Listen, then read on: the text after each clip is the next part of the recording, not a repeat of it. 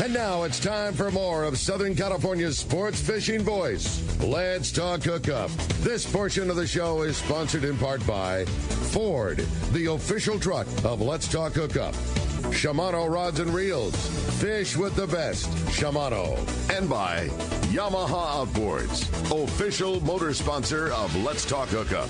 Here we go. Another great hour of Southern California's sports fishing voice.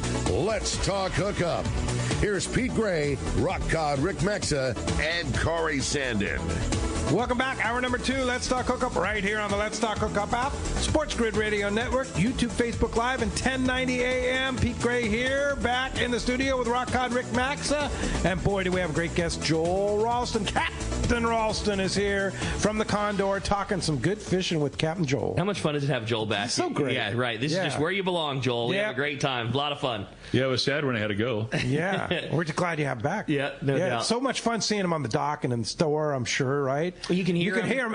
I can hear him from up here in the world headquarters, right? Yeah, you called me up that one day. Is that you making the announcement? I go, well, somebody has to. You can recognize that voice anywhere. Yeah, you always know when the Condor's coming back because you can hear him right about it when they get to the Valley High. You can hear Joel before you can hear the rest of the thing coming in. Keep that PA cranked That's up. Right, buddy. That's it. That's right. So you should. Not that I need one, but. Well, we're having a great time here this morning. If you want to join us, man, we'd love to hear from you. Give us a call at 213-432-1090. It's been a busy morning on the phones. We got another hour to get your phone calls in. 213-432-1090 is the number. A load of texts, man. Lots of great texts, lots of great questions. It's hard to go through them because most of the texts are all the same thing. Hey, I fished with Joel this year. We had a great time, great crew. Love the boat. See you soon. You know, there's 30 of that same text message. And we'll try and get to all that we can, but let's keep them coming. It's a busy show. So I should stop texting that to you? yeah, exactly. Yeah, they all have Michelle's number, which is weird. Yeah, but, whatever.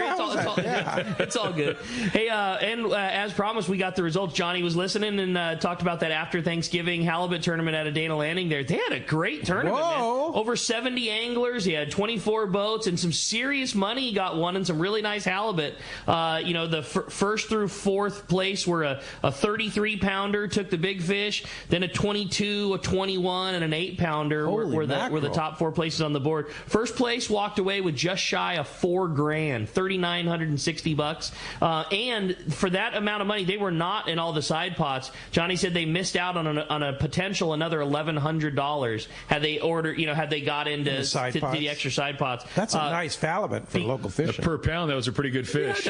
Commercial fishing, we don't get paid like that. No. How about a fun day? This one, the second and third place fish were on the same boat, so those guys took second and third place money and walked away with $2,040 for second and third place. Wow. That's a great day being on the skiff, and then another $150 for that fourth place fish. Yeah, a great. Eddie Harrington in that mix? Probably. Yeah, probably. Mr. Halibut. Yeah, but a great score and a really fun tournament. It's always super well run. It's it's food afterwards at Dana Landing and a great event. If you didn't get in this year, man, do it next year. It's a fun, easy day. You're drifting around. The weather, for some reason, always seems to be like. Yesterday was 77 degrees here yesterday. The only problem they probably had yesterday was there wasn't a puff of wind to blow you around. Like making a drift yesterday. You when you stop the boat, you better land on top of them because it was flat calm yesterday. Probably the bounce ballers. I wouldn't be surprised. I wouldn't be surprised if that's who got the big ones. But whatever, a nice day, man. On a day like that. Yeah, pretty cool. Yeah, a good bounce ball in one. Big greenie on a dropper loop. Pretty hard to beat on a big halibut. 33-pound halibut. That's cool. I'd love to catch one of those. It's a nice one. Yeah, that's a good one for sure. What's the biggest one you've ever seen on like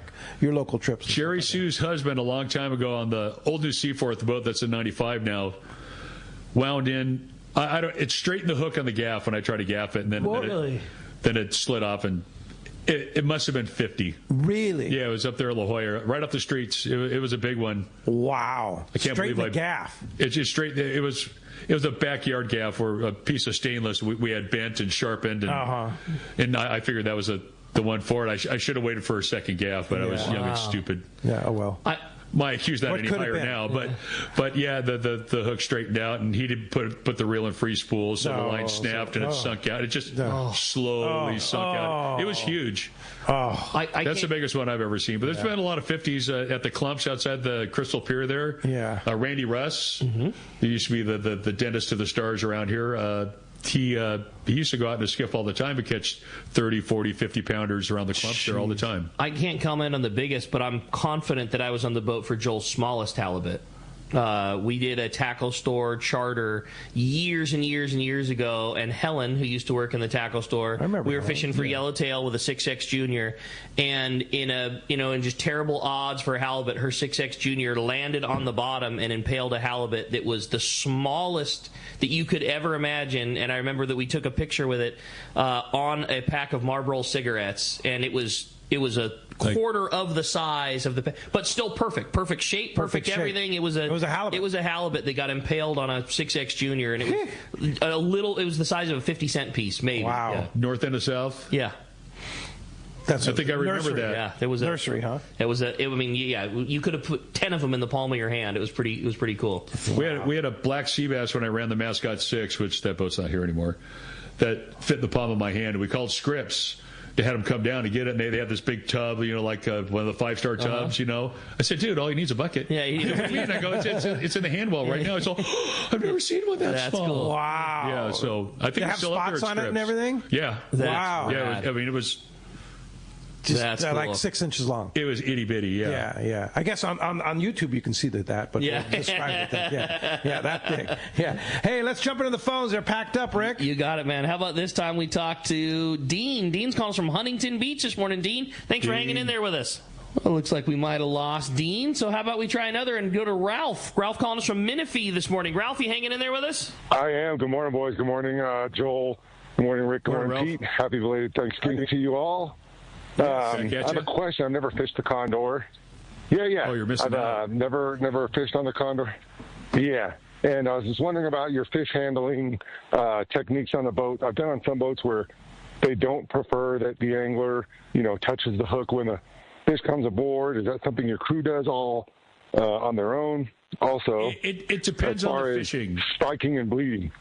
It's all prioritized. Crew's main priority are getting the fish that are on the line in the water on the boat. If it's picky, scratchy fishing, we'll do everything. We'll drag your fish back there. We'll unhook it. We'll spike it. We'll tag it. They'll gill and gut it. They'll drop it. But if it's busy, where we got 8 or 10 going or whatever, crew's always outnumbered by passengers. It's the crew's job to try to get the fish on the water that are, or on the boat that are on the line in the water. So There might come a time when you might have to do that yourself, and it's nothing personal. It's just we want to try to get as many on the boat as we can. Yeah, but when time allows, you're going to spike. Yeah, absolutely. Drop the fish into RSW. We spike and bleed, and then when they have a chance, they gill and gut, and as soon as they have a chance to drop them, they drop them, count them. Now on the Condor, do you guys fillet on the way home, or do you just send them all to the processor? We do fillet. You do fillet. Yeah. Perfect. All right. But the processors, regardless of who you choose, they do work that's hard to compare to us. Yeah, there's no comparison. You can't vacuum bag and portions and stuff like that. Yeah, you pay for it, but we don't vacuum seal anything. We do put them in Ziploc bags and stuff like that. But then there's still some handling you got to do when you get home. You got to cut them down to portions, and if you want to vacuum seal them, you got to do it yourself. And the problem with filleting on the boat, of course, you got to keep all the bellies and the fins and all that kind of stuff too. So rules, with bluefin, the rules, there's rules. That's all changed. Did you know there were rules? Yeah, I know what the rules used to be, but now I need a refresher course because commercial fishing, we used to just unhook them, bleed them, slide them down to the fish hole, blast freeze them to negative 40 degrees, and then negative 40. Yeah, that is a rock hard outdoor. Yeah, you could really hurt somebody if you drop that on their head. Negative 40. That's crazy. And all your fish when you were commercial fishing was stayed whole. Yeah. No gill, no gut, no bled. Oh, they bled them. Yeah. Bled blast. Yeah. That's the money fish. Bled blast. Blood blast. Do they like hang? I've seen things like that. Some boats hang them, but our guys would set them down there, and then the next time they go down there, they turn them over, and our fish are as straight as anybody else's because they process it with a bandsaw. Okay. So they want them as straight as possible. A little bend makes it kind of makes sense. The wood working a little hard, and that's why one would hang it just to keep it extra straight. But that's way more work than you really need because we get. The boat I was on, the boss had a really good rep. We had really good fish come off the boat. They were always really cold, always drop soon. The fish buyers could tell. They cut the tail off and then they just set it in water. And by how the tail thaws out in the water, they can tell the history of the fish from the time it came out of the water. It's ridiculous. Wow. Yeah, so that you can't pull the wool over their eyes. Yeah. Some guys would catch a lot of fish and they just keep catching and leave the fish on deck. And then the buyers would go, hey, these things were out for forever. Yeah. And it's pretty amazing. Yeah, that's crazy. What you could tell by just something simple like that. So was that, as a captain, was that your job to make sure the guys dropped them, or they just were on it? The crew knew, because the crew got a percentage. Yeah. So they knew they'd get better money if they kept more money, care better of the fish, more money. More money. It's all about the more money, more money, more money. Yeah, for sure. Hey, Brad from San Diego says, "Good morning, guys. Why does a J hook work better than a circle hook for yellowtail fishing, or does it matter? Also, missed your Black Friday sale at Fisherman's Landing. Do you have another one coming up soon?" Well, in terms of the sale, our next big sale will be at PCS, so we'll be looking forward to that. The Pacific Coast Sport Fishing Show in March. Fishing Show, and so we did exactly what we did. We took everything that we have. We've got a lot of closeouts, and we're going to do a lot of really special rod stuff. So PCS will be the next big sale at the tackle store. By the way, speaking of PCS, Let's Talk Hookup is coming back to the show. I can't believe it. I know you think I'm crazy. I know you're crazy. But I'm stoked. I just missed being there, and Tommy P and Gary, I'm sure, will be there, and Dave will be there, and we're going to have a good time. So we'll have a booth at PCS, just kind of hanging out, saying hi. Well, I can't tell you how many people came by the tackle store asking where Pete was at the PCS show last year. So I'll be excited to have you back. That's going to be fun. All right. Yeah, that'll be, and that's coming up in early March. Yeah, so that'll be the big show for sure. What about a J hook, yellowtail? Why is it better? The only cool thing about a J hook is when you get bit, you get to swing with the intent to kill. Yes. I mean, it's all about. And that's what Joel's all about. I love that. Yeah, I know. The circle hook, is kind of anticlimactic. You put the reel in gear and the rod kind of loads up, and you can be drinking your coffee or holding your purse or something like that. But J hook, you lay into them. I think it's just funner. I don't know if it's a better hook for it. I'm not for yellowtail for some reason. I don't know. It seems like you get bit. The whole planet is all circle hooks now. Yeah. Well, you said something earlier that sure is the case, and I've seen it a bunch, and especially the trend these days are smaller and smaller circle hooks. It is just flat out a whole lot easier to put a J hook into a bait than it is a small circle hook. Yeah. And the more time you're manipulating that thing and trying to turn it around, scales off it, trying to bend it sideways, give it the death grip so it doesn't slide out of your hand. Little teeny circle hook in there, where a J hook, you slip it in and she's right in the water. Yeah. That might not make a difference when they're every bait in the corner, but when it's picky, when you've got to really work at it, there's no doubt there's a difference there. I remember many years ago fishing on the Mission Bell with you at the Coronado Islands and watching you set. That's before circle hooks were even thought of. Watching you set the hook on a J hook. Are you still like that? I mean, it was very verbal. Oh yeah. It's an audio response. Very verbal. Very auditory. I've been on boats when it's really quiet. Where nobody goes hey or ho or nothing when somebody gets bit, and it just seems like there's nothing going on. There could be action, but it puts you to sleep. Yeah. It's supposed to be fun, a little bit of noise, but people you kind of let it out. It's supposed to be. All the stress from at work, this and that, road rage, getting down to the boat, whatever. Let it out. Hook a fish. Let it out. Don't let it fester. That's the other thing too. Like, I can't wait for this. Especially Joel had a great year. The boat's gained such a great reputation. It always has been. Scott's boat's always been great, but it's so much fun having Joel there. Like, I can't wait for all of the guys that fished with you last year to book those charters that are, the whatever it might be, the construction guys, it's one thing to be on the boat with a bunch of strangers. Joel makes the atmosphere fun, but when all those guys are buds, dude, it's next level. Like, look out. It's going to be a really good time. It's going to be a good time for sure. Let's jump back on the phones. You want to get through 213-432-1090. Hills in Ventura is up next on Let's Talk Hookup. Thanks for joining us, Hills. Hey, good morning, guys. Hey, for Captain Joel, I was actually on the Angler, and I saw the crew were really good. Obviously, there was a big tangle. Oh, my word. It was as bad a tangle as you can get. And a guy had a big bluefin on.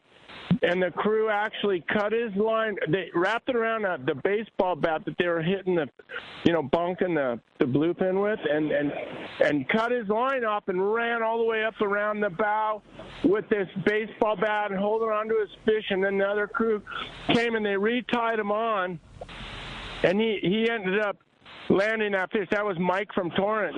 Is that common? I never saw that before. Sometimes you got to do what you got to do to get her done. That's awesome. We've had to hand line people's fish. We've guys tangled up under the boat and.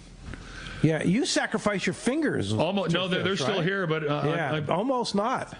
Yeah, it was close. It was a good one. No, so I saw his fingers are like gnarly, right? He got in the Spectra tangle and something took off, right? Yeah. I tried to make a loop with a Spectra to put a guy's rod through it. And the jig that was on the other end of the Spectra was tangled up on another fish. It decided to take off right then, and it closed up on two of my fingers. And I said... I don't know how I got my fingers out of there, but I didn't cut him off. Why didn't you just cut the Spectra? And I was like, no, you can't cut the Spectra. So you'd rather have your fingers cut off? Well, my fingers were... It was already to the bone. At that point, it didn't really matter much. So. That must have hurt. Joel's responsible. Well, people get pissed when their Spectra gets cut. It's expensive. I mean, a lot of times you got to drop 500 feet. Nobody wants. I don't want to cut 500 feet of somebody's Spectra off. Yeah. That's cutting somebody's line for me is last thing. Yeah. Boy, that is one thing that shows you the sacrifices that he'll make for people. I try to get the crew to do that too. We don't want to. A lot of guys are too quick to cut nowadays. Yeah. I mean, it's just... Well, all I can say is if something was wrapped around my fingers and they're getting ready to cut, I'd be cutting. I was too busy throwing F-bombs out there to grab my pliers. Boy, there was one thing that nighttime jig fishing has created for us, and it is some unbelievable tangles, especially on a night when, the boat's not drifting a whole lot or spinning around or wrong side of the boat and everybody's dropping down different depths. People don't realize that a little bit of angle in their line translates into at least a boat length or more.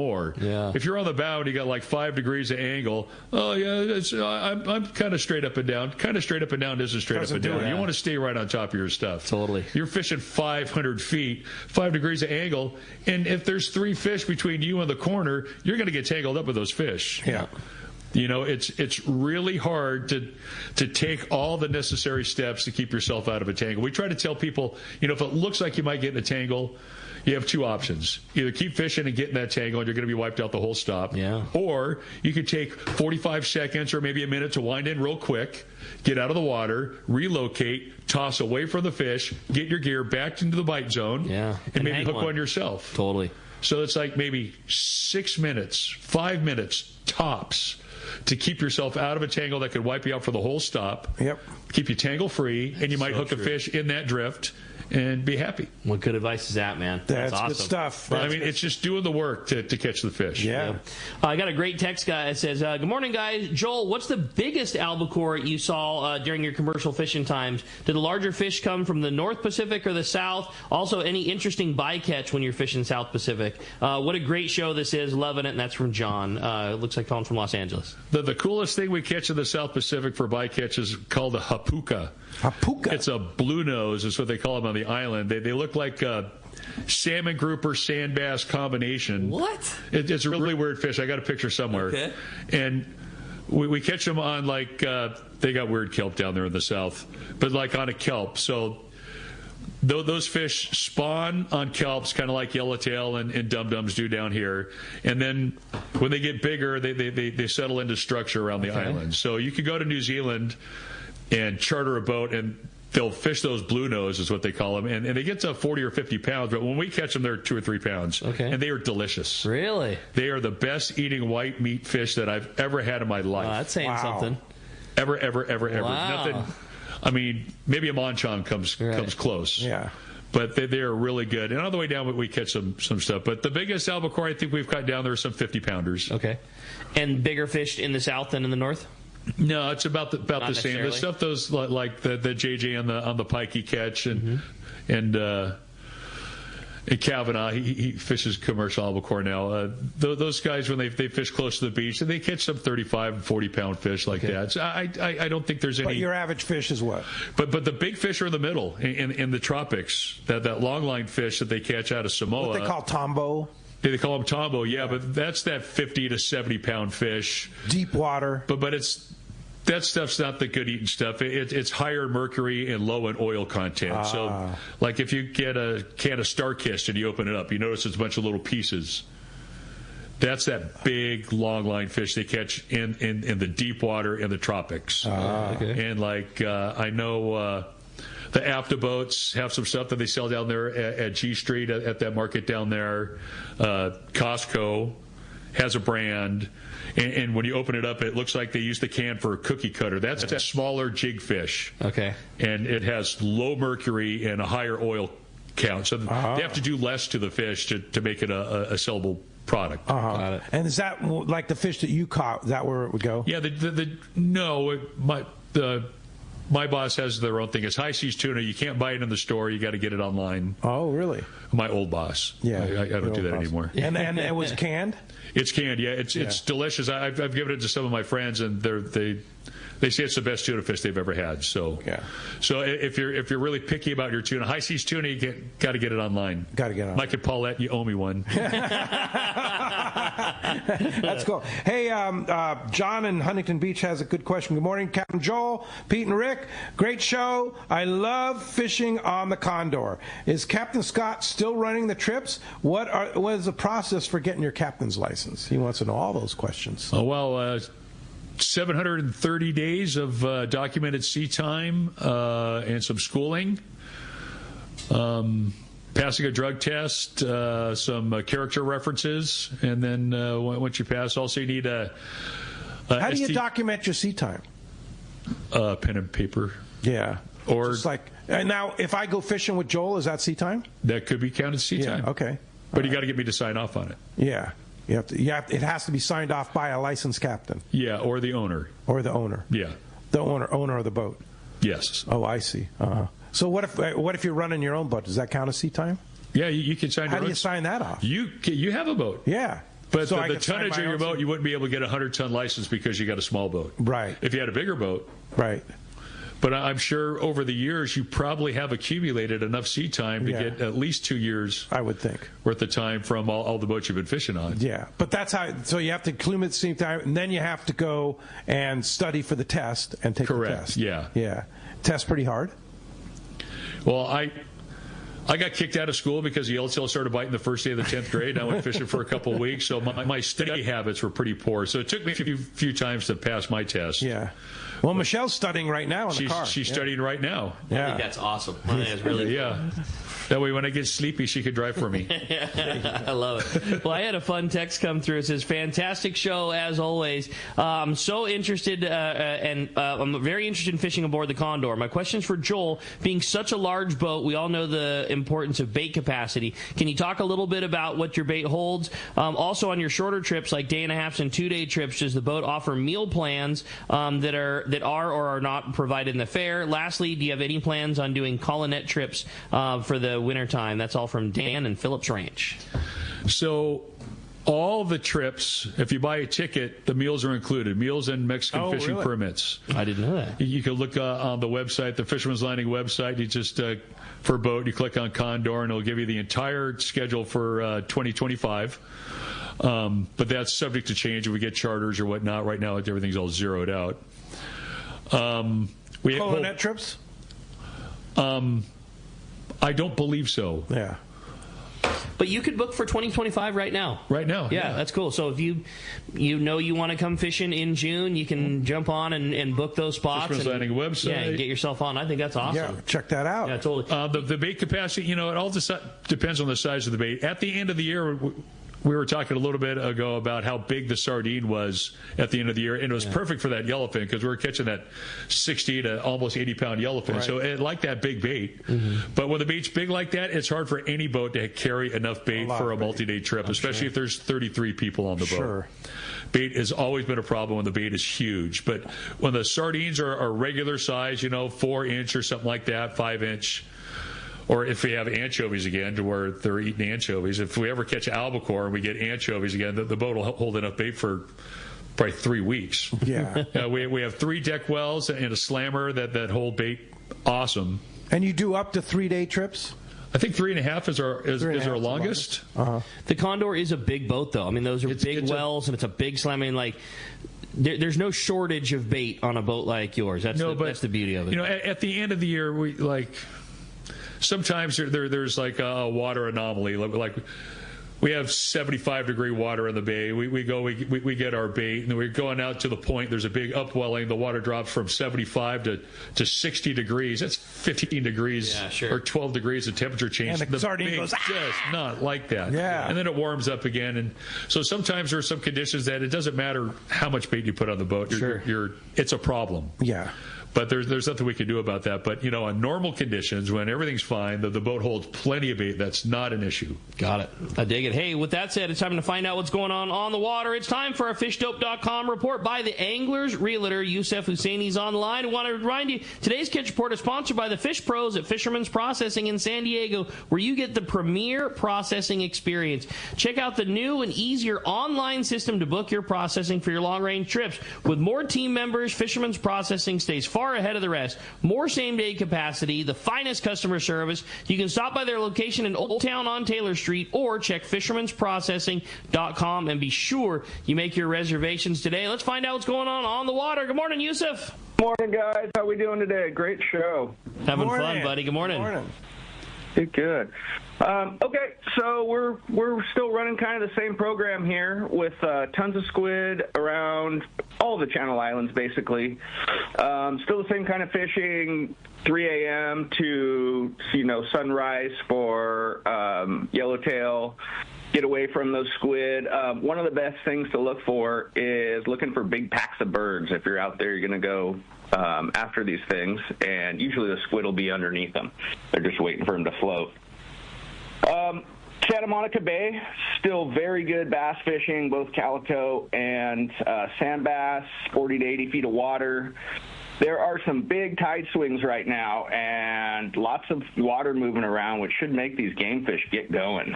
And we should have a little bit of better fishing here. This time of year, sonar marks around the squid, find the yellowtail or the sea bass, and get on them.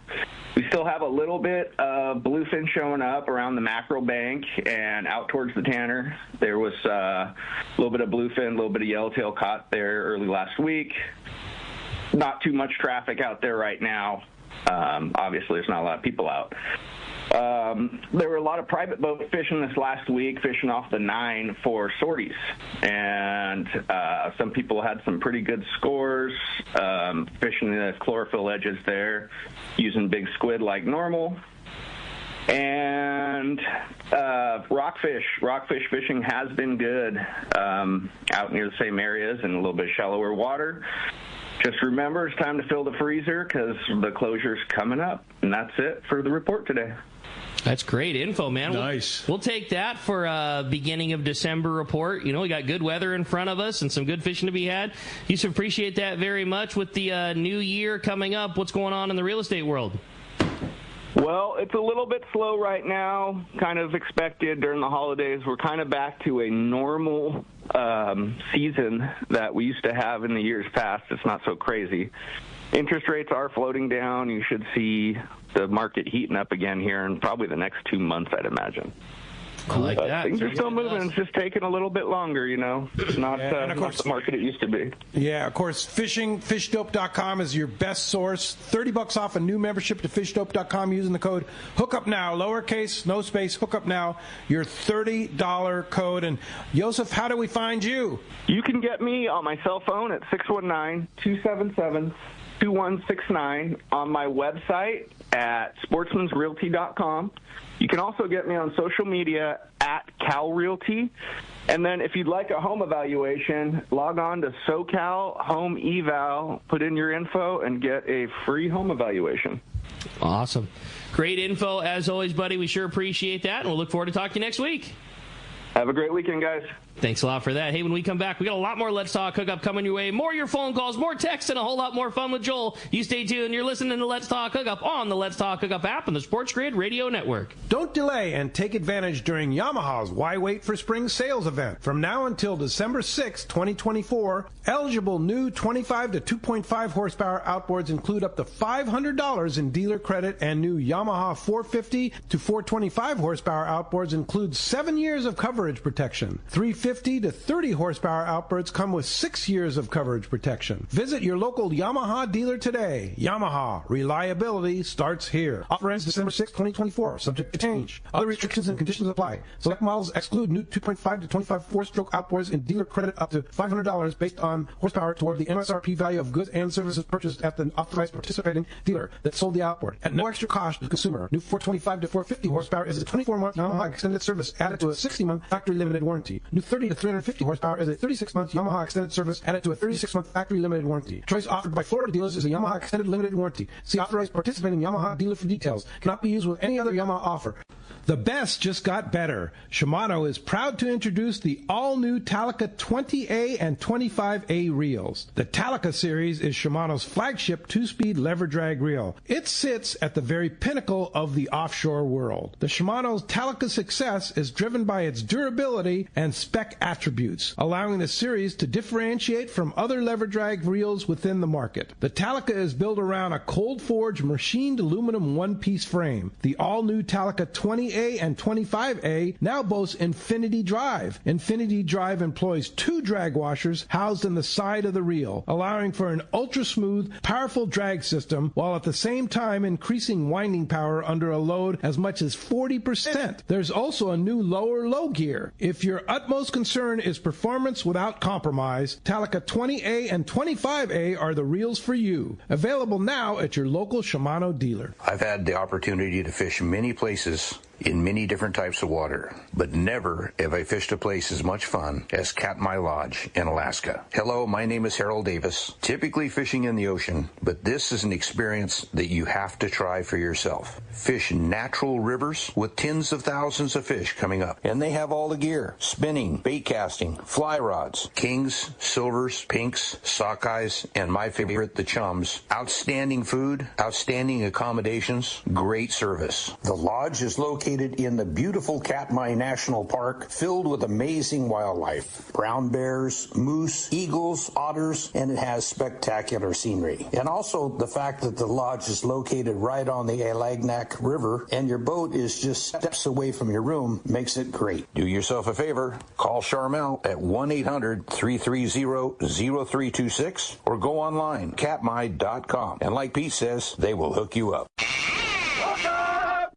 Welcome back to Let's Talk Hookup. Having a great time here this morning. Lots of fun with Joel in the studio. Lots of great phone calls. If you want to get through, still time at 213-432-1090. Or again, keep those texts coming. Lots of great texts coming this morning, but still plenty of time to get you through. Really, really great, and some great phone calls. Let's jump back on the phones, Rick. That sounds good to me. How about this time we talk to Rich? Rich is calling us from Bradley this morning. Good morning, Rich. Thanks for joining us. Morning, Rich.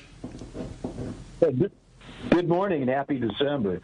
You know, I've caught halibut from the surf line to over 300 feet when I was dropping a jig for rockfish, and I have no idea why they're at all these different depths. And is there a migration pattern or seasonal tendency that you could address, and maybe get the whole Let's Talk Hookup committee to maybe chip in on that, give me the inside baseball?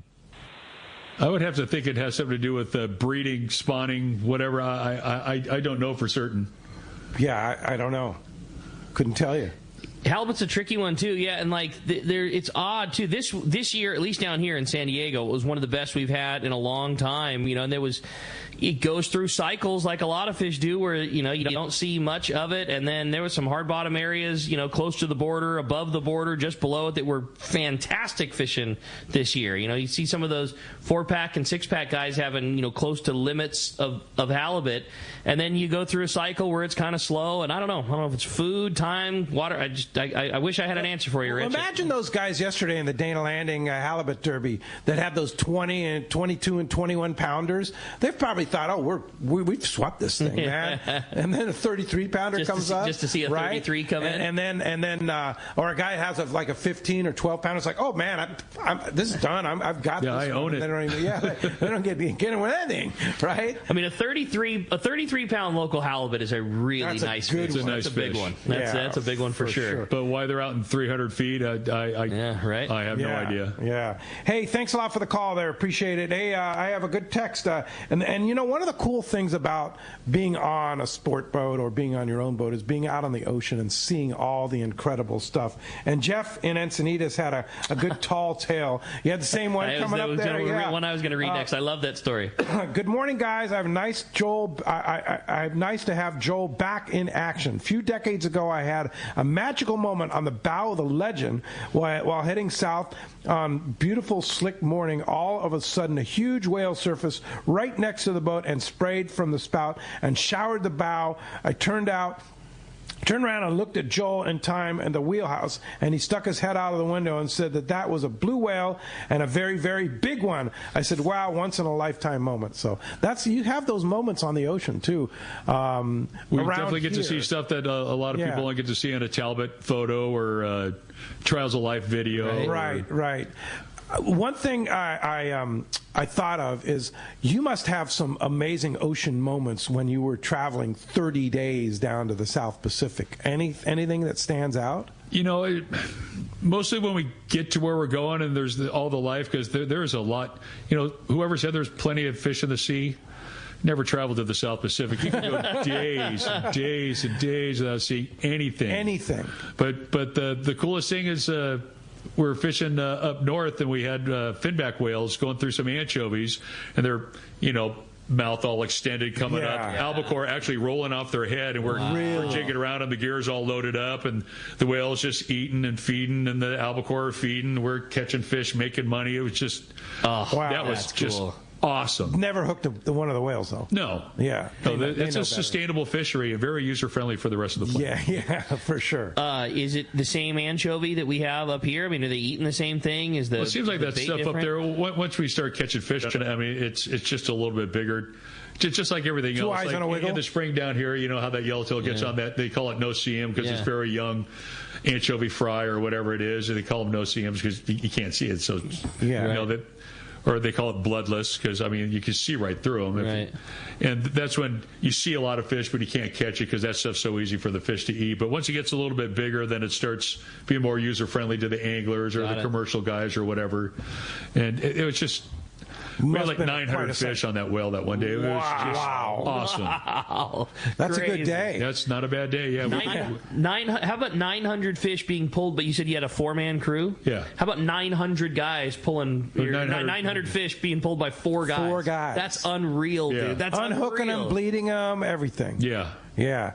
So, do they bleed them right away as soon as they hit the deck? Yeah. They got to still be flopping. They bleed them on the landing table. Oh. Okay. They come over. They cut them. They unhook them. They slide them down. It goes to a chute to like a kill box where there's water rated on them. And as soon as they stop flopping, they pull them out and hose them off one more time. And once they dry off a little bit, the fish are never on deck more than 20 minutes. Wow, that's crazy. Wow, so that's why it's such a good product. Yeah. It's been a while since I've seen a live albacore with Captain Joel, but are they still like just the bloodiest of tunas? Like that is the one thing I remember bullet tuna are way worse. Really? Okay. You got a fish that's this big that has 25 gallons of blood in it. I don't know how it fits. Okay. We used to always tell them, no, don't let it hit the deck, and just wipe out the whole boat. No. That's hilarious. Yeah. Okay. They have the darkest meat. I mean, like black. Yeah. It's gnarly. Yeah. Is there a market for it?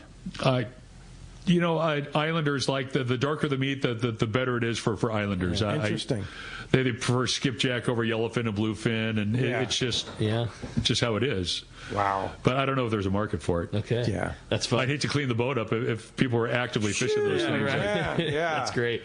Well, I had another fun text. Says, hey, guys, what a great show. Is there any, and I thought that Joel would be a perfect person to answer this, is there any advice for a passenger on how to tell another passenger, hey, bro, you're definitely about to get tangled? Just like you said it. Okay. We tell them in the seminars it's communication. Like if you got a fish on, you're coming up, and you know you got to go underneath somebody to get by them so you don't tangle them up. Just go, hey, dude, coming under. Yeah. People forget to talk to each other. A lot of people get lockjaw. It's not hockey. Everyone tries to check each other against the boards or run through the next person. No, communication is makes things so much easier. Everything goes so smoothly at the rail if you just talk to each other. If you know how you got to go, just let the next person know that when you're coming by, hey, I'm coming under. Then all that person has to do is lift up the rod tip, step back, and boop, you just play right on through. I think it's one of the reasons you've always had so much success with the passengers is we joke about it in the fun. Oh, it's Joel, and it's loud, it's fun, it's the right atmosphere. But what that also does is completely break the tension on a group of people, and then they are going to communicate and be easier. Like, if the whole time nobody's saying anything to anybody, and they're just looking at their box, and they're just looking at their bear, and they hook a fish, they're not going to have fun. If you've already created that fun atmosphere on the boat, and everybody's jovial and joking, having a good time, they are going to work together. Period. It's just easier. It's easier to talk to a guy that's laughing in your bud, and you're all working together at it. Because we're all there for the same thing. Totally. We all want to catch fish. We want to have a good time. Right. Nobody wants to tangle, but the only way to, we had a trip on the Legend a long time ago because Frank had a policy, we'll run with one. And we had 4 people. It was like a January yellowfin trip. We're fishing 85 miles. And the Legend's 75 by 25, so that's 150, 175 feet of rail space. 4 people. Every time we stopped the boat, all 4 of those guys were tangled up with each other. At one point, one guy had a blue shark. Another guy had a western gull that flew over the other 2 guys' line. Sweet. And I was all, how do you guys do this? I mean, how is this possible on 75 foot of boat? I'm being punked here. Where's Alan Funt? It's like, that's great. But, just working together and talking to each other just makes it a lot easier. No doubt. Yeah, no doubt about it. Hey, Calico Chris in Newport says, good morning. How much does a fish dehydrate when it weighs after a week of travel? Like, for example, when you put that fish down, that albacore down, and you put it down into the blast. I think they lose about 6%. 6%. Because we bleed them also. So the bled blast fish, there's... Somebody told me, I can't remember the number, but they do lose a little bit of weight. And when do you stop fishing? When the boat's full. That's it. Or the weather kicks us out. The weather kicked us out that one year when we had the 11 cyclones. It looked like we were going to have to drift for 10 days before we had a break in the weather. Ooh, wow. And then the wind turned out of the southwest, and we got to run northeast to Tahiti to get the hell out of there. Why do you drift? Just because you can't run in it? Because you can't run it. We can't. If we can't fish in it, we're going to drift. You're going to drift. And if we can't drift in it, we're going to jog through it. Yeah. Most of those storms move pretty quick, so it's like one day of misery, and then another day where you can put the gear in the water and maybe catch a little bit of fish, but when they're stacked up like that, it's time to get out of Dodge. That's crazy. You got to be one badass dude to do that stuff, though. Somebody has to do it. All I do is fish. Just imagining just being sideways. I could be a greeter at Walmart, or I could run a boat. That's what's on. Or you run the Condor, right? That's even better. That's way better. Yeah, because we live in a kiddie pond here, and you don't have to deal with cyclones. No, but we still get some weather. Some weather, especially out at the bay. But it's not like South Pacific weather. No. That's real weather. It was bad. Cyclones worse with the swell that's produced, or worse with the wind, or does it just not matter because everything all sucks? The same. It's just a beating. Okay, that's wild. Yeah, cool. Well, let's jump back on the phone. You got it. How about we talk to Jim? He's calling us from National City this morning. Good morning, Jim. Welcome to Let's Talk Hookup. Hey, good morning, guys. I was lucky enough to fish with Joel this year on the Condor, and I'm 77. I started sports fishing when I was like 12 down at Seaforth, but this boat jumped right to the front of the line as far as one of my favorite boats now. I mean, everybody on that boat is fishy. Joel is Pete. That was the day I encountered you before I got on the boat that day, and you told me the greatness of Joel as a person and a fisherman. And Pete, you were right on. This guy is a class act who has been around the block, and I'll tell you, I really enjoyed my time on the boat. And like I said, everybody on that boat is real fishy. The cook is crazy. hard fisherman, Crazy great good, cook. though. And, I left my tackle box on the boat, and through the landing and the boat, those guys were conscientious enough to make sure I got my tackle box back, my Let's Talk Hookup tackle box. And it got to the landing, and Carl gave me a call, and I was lucky enough to get my tackle box back. But, Joel, I'll tell you, it was a pleasure meeting you. I enjoyed my trip with you. I hope to be on many more. The Condor's a great boat. You got a great crew there. So thanks, guys. Thank you very much. We enjoyed having you. It's awesome. Jim's always fun on the boat. Oh, yeah. I saw Jim waiting for the boat. He was waiting to jump on the Condor, and I thought, you just got to have fun. I tried to tax him for a couple old surface irons in his box before we gave it back to him, but no. He wouldn't cut loose? There was nothing. He introduced himself as one of Pete's friends. So I that's said, scary. Yeah. I said, oh no. You have a good time. Thanks for the pressure call, was Jim. on. See, nice Jim. to hear from you. I thought so. This is from John in San Diego. Hey guys, love to hear the show. And so much fun with Captain Joel. My question is, you being the big albacore guy, what's your prediction? What's it going to take for us to have albacore back in the Southern California bite again? Yeah, Joel. There's been albacore out west of here ever since they went away. There's the urban seamount is too far for us to go, but every time we go to the South Pacific, we almost run right over that thing. We catch a couple on the jigs, and on the way home, in the spring, we drive over that thing and we catch some albacore on the gear. All it has to do is just come this way a little bit more. Yeah. How far is too far? Like how far is that seamount? It's the 130 line or something. 133, 135. I can't remember now. Yeah. It's inside the 140 line. It's out there a ways. It's almost out of our range. Almost in the middle between here and Hawaii. Yeah. It's a long ways. Yeah, that's well. If you're traveling 6,500 miles to the South Pacific, it's only not that far. It only looks like, it depends on how you got your chart scaled out on the plotter. It's only a couple inches sometimes. Just that far off land. Yeah. That's well, how come we can't get there? Great point. Here's another text here. It says, good morning, gentlemen. Joel, I used to pinhead on the Condor out of Santa Barbara when Fred owned it. It rode good because of that bulbous bow. It's got that big bulbous bow. It's pretty amazing. What range of trips does the Condor run out of San Diego at Fisherman's Land? A 3.5-day trip, I think, is the longest one we have scheduled. I was just kind of briefly going through it. We're capable of doing longer trips. We have an extended route, so I think somebody could charter the boat maybe for a 4 and a 4.5. But if you want to go for a longer trip, you want to carry fewer people just for the bait thing. We hold 150. 230, 240 scoops. That's a lot of bait, man. That's a lot of bait. Yeah. I hold 3 on my boat, Maybe 4 if the bait's good, Yeah.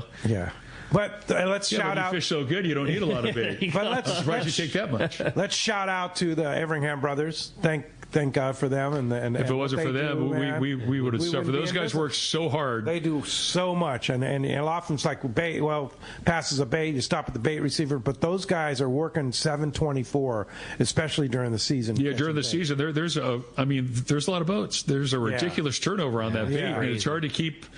Especially us whiny boat captains, we always want, the best, the hottest, the greenest bait. Yeah. And, those guys do a remarkable job of keeping those boxes full and keeping live bait in the tanks. And it's hard to fathom that they just about don't miss ever. I mean, think of the demand between every sport boat, every skiff, every guy, every kayak, everything, every single day, all summer long. The line is from the bait receiver to the lawn tramp for skiffs, and every boat, every night, turning around, and yet there's always bait in the box. Yeah.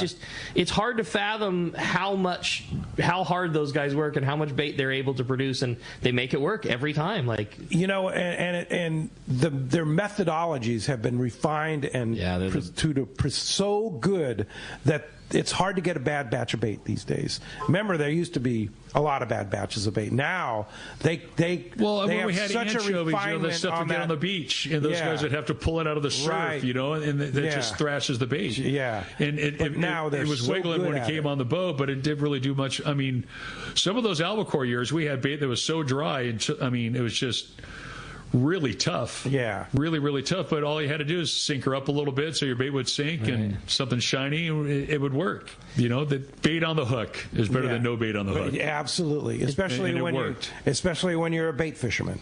Yeah, absolutely. Yeah.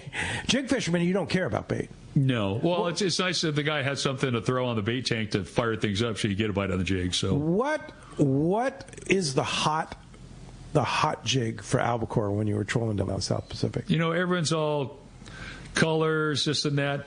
We couldn't put Zookers on our deal because we fish 400-pound.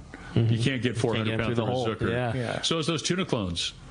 Those things take a beating. Yeah. The Zookers, they swim better because they're lighter and they got that resin head. Yeah. But that resin head hits a landing table enough, then it busts. They start swimming really good after when they get cracked or chipped or whatever. But when they blow up, then you got to take the time to change the jig out. Explain a tuna clone, Ricky.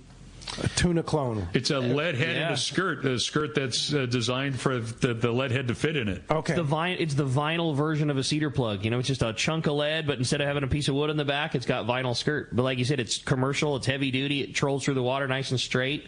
They're cheap, they're indestructible. Yeah. It's great really, lure. really, really hard to ruin those things. I had a fun text from John in Mira Mesa. Says, Joel, do commercial boats of different owners communicate or work with each other on the water, or is it too competitive to allow for that? Also, does anybody keep in touch with Captain Jack Webster?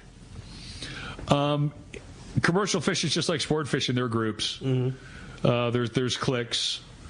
Sometimes intermingling with somebody outside the group is taboo, but it's all the same everywhere. In the office, on a land job or something like that, they're friends that very cliquish around the water cooler. It's just a group thing. Advanced communications are blurring the lines on that so much these days. In the old days, Starlink, that's what everybody I'm saying. could talk to everybody. You had to have the right radio to be even able to talk to this guy or that guy, and maybe somebody had it, but they didn't say anything, and they were just listening to the background. A text away, or you just pick up the phone call. You can call him on your cell phone. Yeah, this guy might not be in the code group, but he's a buddy, and I owe him one, and it's just the lines have been blurred so much more than that in the old days. Yeah, no doubt. Joel, you've seen so many anglers over the years that you've been on the boats. What separates the good angler from the not so good angler in your eyes? I know you talked about there's attitude. These people attitude. That's a great answer. There are some people that are so wound up from the get-go because they figure they spent X amount of dollars to go on this trip and they better fill their freezer, or this is just they forget, oh, look at the weather. The weather's awesome. They're out having a good people that go out to have a good time. Their karma thing or whatever is just way better. They catch more fish. They get more bites. They have a better time. People that are wound up from the get-go can't catch their butt with two hands. Yeah. Just have to relax and enjoy the day, right? Just breathe through your nose. Have a good time. If it's there, you're going to get yours. You were talking about a couple that were on the boat that they catch 30 of the 60 Jack and bites. Nanette. Yeah. Okay. What separates them? They are very mellow. You don't know when they get one. They hook a fish, they're real quiet. And they're just kind of... like, hey, Nanette, what are you doing? Yeah. They fish fluorocarbon. They fish their bait. They fish really good. Yeah. They fish a lot. They fish a lot. They fish a lot, yeah. a lot. They fish a lot, and they just... Tackles all... Their demeanor is just mellow. Just right in line with the people that are going to catch fish. Yeah. I mean, I've seen it a lot, and it's weird, Some people don't believe in that, but like if I'm too wound up and a little too wrapped up in the game, I can. Yeah, it's happened before. Well, when I was younger, it used to happen a lot more. Nowadays, my crews go, "You don't get mad at anything." I go, "I get a little wound up, but I can't fish it if I get all twisted up." Enjoy the experience. Yeah, I do better if I just stay objective and just kind of look around and just do my thing and oh look, hey, here's some fish. Oh yeah. But if I'm all wound up, I can't make the right move to save my backside. And it's like that with a lot of people that come out on the boat. The madder they get, the harder it is for them to get a bite. There you go. There it is. Hey, when we come back, we're going to find out who's going fishing with Captain Joel. We're giving away a day-and-a-half trip. More Let's Talk Hookup coming your way on the Let's Talk Hookup app, the Sports Grid Radio Network. Everyone has their go-to fishing spot. My spot is Kingfisher Charters in Sitka, Alaska. Rock Cod Rick here to say if you're looking for the ultimate Alaska experience and the best value in Alaska, it's Kingfisher Charters. Owner Seth Bone and his crew consistently deliver deluxe deluxe accommodations, the finest food, world-class fish processing, and top-of-the-line fishing experience. We've literally sent hundreds of our listeners to Kingfisher, and they all can't wait to go back. Most Alaska resorts make big promises, and they don't deliver, or they'll nickel and dime you to drive up the cost. But not Kingfisher. Everything is included. Your license, fish processing, super deluxe accommodations, amazing food, airport transfers, your gear. Literally all you need to bring is your layer clothing, and Kingfisher covers the rest. They also have the finest boats and charter captains in Sitka, all for the ultimate value. Take it from me. Book your trip to Kingfisher Charters and you'll thank me. Kingfisher Charters. 800-727-6136 or check kingfishercharters.com. When it comes to fishing rods for saltwater, there's just one name you need to know, CalStar. Take, for example, the Graphiter series. It's a true graphite and fiberglass composite rod, the finest it's ever been built. And for anglers seeking traditional performance, durability, and quality at an affordable price, the CalStar West Coast series of rods and blanks are the ones for you. Their master craftsmen bring decades of rod building experience to every rod they make. So if you want your fishing rods to be truly state-of-the-art, I always recommend CalStar at fine tackle stores everywhere. Hey, San Diego, it's the Ford Black Friday sales event. 4 days of the biggest savings on an incredible selection. From F-150, Explorer, Bronco Sport, or the all-electric Mustang Mach-E. Visit your San Diego County Ford dealers now through December 2nd and get great offers across the lineup of Ford trucks and SUVs. It's the Ford Black Friday sales event, and now is the best time to get behind the wheel of your brand new Ford and drive it home today. But hurry, these offers absolutely end December 2nd. Only at your San Diego County Ford dealers. They'll be glad to hook you up. Hey, this is Rosie with Cedros Sport Fishing. We have always been the leader with all-inclusive fishing trips to Cedros Island. We now have 2 lodges to choose from and both sit on the cliff's edge with relaxing ocean views and gorgeous morning sunrises. With direct flights departing to the CBX in San Diego, we are committed to providing first-class service to our guests and an unforgettable fishing experience. Come check out the yellowtail and calico bass capital in the world. Nobody does it better than Cedros Sport Fishing. Call me at 619-772-7570 or check us out at cedrosportfishing.com. Book soon. Trips are going fast. All right, welcome back to Let's Talk Hookup. The time has come. We're going to find out who's going fishing on a day-and-a-half trip on board the Condor and getting that great 2025 sport fishing calendar. Joel, do us the honors. Flip the coin. All right, we have a caller today. Congratulations, Mike in Torrance. You are going fishing on a day-and-a-half trip. Congratulations. Yeah, bro. Congratulations, Mike. And thank you, Joel. It was a great awesome, time. Hey, thanks for having us. We got to have you come back. You got to come back. Absolutely. You're stuck here now. Oh. Yeah, it's been too long. Yeah. And now that you know it's so easy to be in the world headquarters, we're not right? letting you leave anymore. This is yeah. All right. We're getting you. Come, yeah. And so, Michelle needs to come next time, yeah, too. for sure. Yeah, we're going to make sure she stays. Captain Michelle by that time, right? Exactly. Yes, it will be Captain Michelle. Yeah. So if somebody wants to ride with you on the Condor, how do we do that? I believe calling Fisherman's Landing at 619-221-8500. Yeah, or go online, fishermanslanding.com. Pick the I'm Condor. an old guy. I prefer the phone. I hear you. Yeah, well, the guys are nice. Technology isn't always your friend. Yeah. Call well, us, man. Thanks for being here. We appreciate that. It's fun, thank Joel. you. Thanks to JP for manning the phones and the board. And thanks to all of you out there. Boy, what a great Thanksgiving weekend. We sure appreciate everybody sticking with us here. And thanks to all the texters and the callers and everybody else out there. Adam for doing the app. Thank you, Adam, for all you do. Next Saturday, Captain Benny Florentino from Coastal Charters will be here. That'll be a fun show. Yeah, no doubt. 7 to 9. Right back there. And the next Sunday, Rick and Corey are going to talk tunas and calicos, tackle and more. That'll be a fun show. There's open phone lines and open text for Rick and Corey next Sunday right here on Let's Talk Hookup. Thanks for listening today. We'll see you right back here on 1090 AM, YouTube, Facebook Live, Sports Grid Radio Network. Happy holidays. Happy.